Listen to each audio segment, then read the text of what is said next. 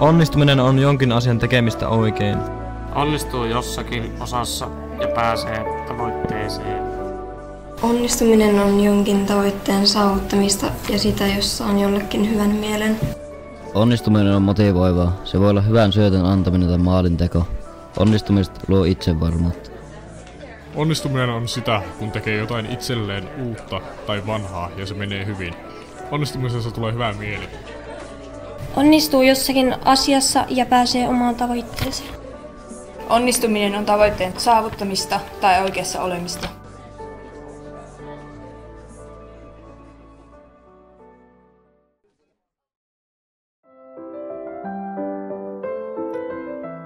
Onnistuminen on yksilön positiivinen kokemus tavoitteen saavuttamisesta. Hän on saavuttanut jotain sellaista, jonka eteen on tehnyt pitkäjänteisesti työtä, eikä ole lannistunut tai luovuttanut. Onnistuminen pitää sisällään myös itseluottamusta ja minäpystyvyysuskomuksia, joiden pohjalta on rakennettu motivaatiota pyrkiä tavoitteeseen. Onnistumisen kokemukseen liittyy voimakas myönteinen tunnereaktio huojentumisesta, ilosta, tyytyväisyydestä ja ehkä ripaus ylpeydestä omaa suoriutumista kohtaan. No, voiko sitä onnistua sattumalta? Vai olisiko kuitenkin realistisempaa ajatella niin, että menestymisen ja onnistumisen eteen täytyy kuitenkin ponnistella? Niin.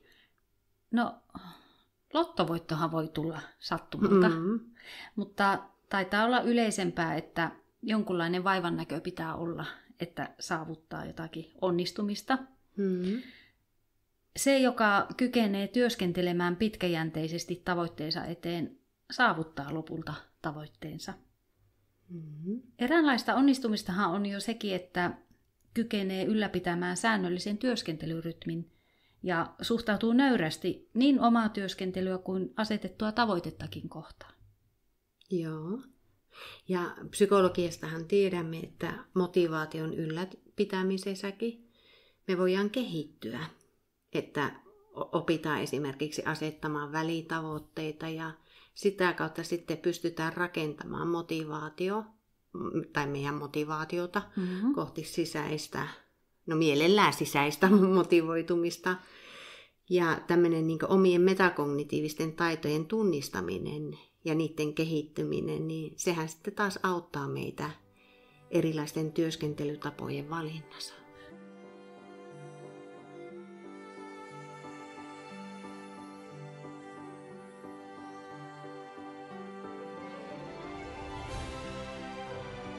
Johonkin pääsemisen ja paikallaan polkemisen erottaa toisistaan rohkeus aloittaa varhain.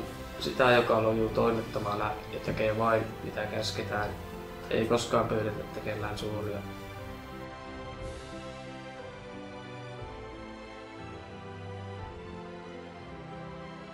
No, kun sinulla on haastava urakka edessäsi, niin ryhdytkö heti töihin ja tiedät heti, että mitä teet?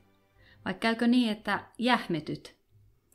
Jäät ehkä vatuloimaan ja kauhistelemaan työn paljoutta ja saa siitä sitten syyn, miksi ei pitäisi alkaa koko urakka. Niin, no tietysti meillä on persoonallisia ja jopa synnynnäisiä eroja siinä, että miten me reagoidaan erilaisiin ärsykkeisiin. Mutta kyllä meillä on paljon myös niin kuin ympäristöstä opittua, myös meidän omista kokemuksista opittua, erilaisia toimintamalleja ja sitten me näitä aika paljon toistetaan meidän arjessa.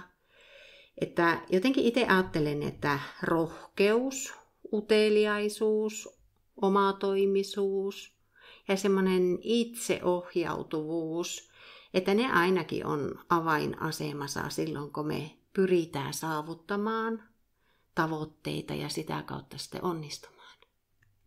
Eli jos tuosta tiivistäisi, niin jos asetun toimettomana sivusta katsojaksi sen oman elämän ja omien tavoitteiden edessä, niin en taatusti onnistu.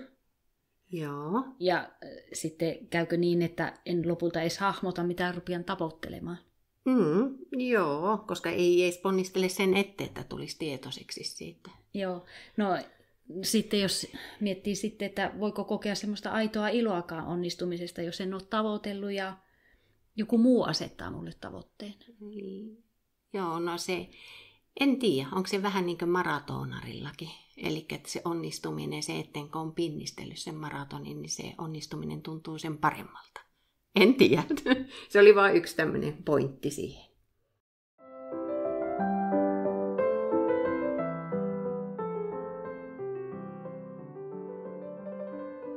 Vain sen, jolta puuttuu itsetunnon selkäranka, täytyy turvautua suosion kainalosauvoihin.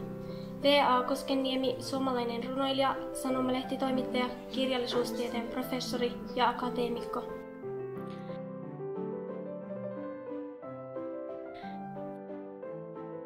Itsetunto vaikuttaa kaikkeen tekemiseen ja myös tekemättä jättämiseen. Meille ihmisille on luontaista, että vahva itsetunto ohjaa meitä tarttumaan herkemmin haasteisiin ja on uskallusta. Mutta eikö niin, että jos on vahva itsetunto, niin hyväksyy samalla sen mahdollisuuden, että nyt kaikki ei välttämättä onnistu, että voi tulla täysmoka? Joo, kyllä. Joo, eli että kyllä niin meillä kannattaisi ohjata sitä meidän itsetuntoa. Toki niin meidän, niin semmoisen, että meillä on realismin rajoissa tietenkin niin kohti tämmöisiä minäpystyvyysuskomuksia.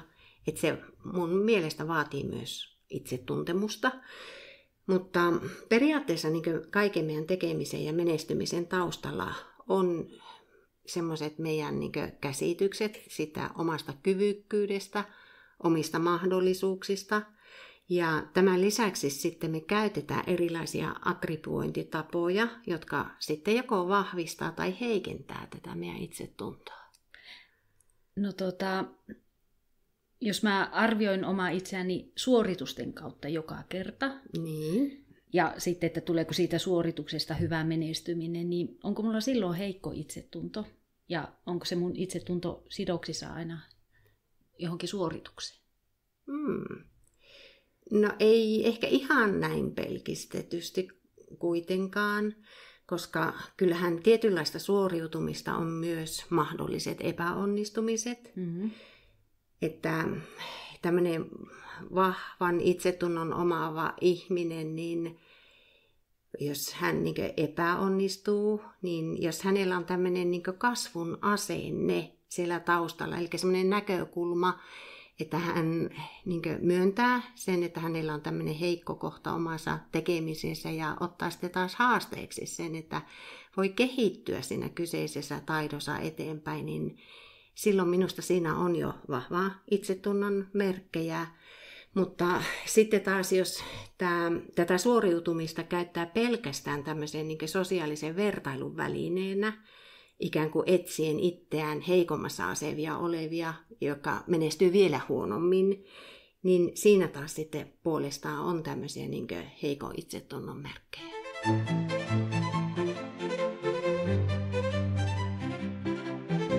Suurmiehen ensimmäinen koetus on nöyryys.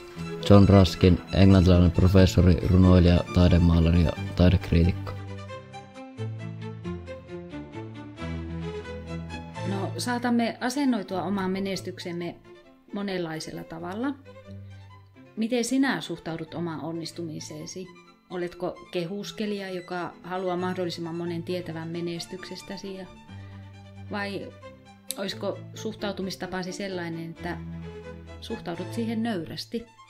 Nöyryyden takana on tieto sinun omista ponnisteluistasi ja ymmärrys siitä, että huolimatta niistä monista ponnisteluista, niin jotkin asiat olisi saattanut mennä toisinkin.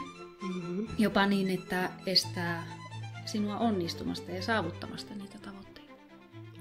Niin, tosiasiahan on, että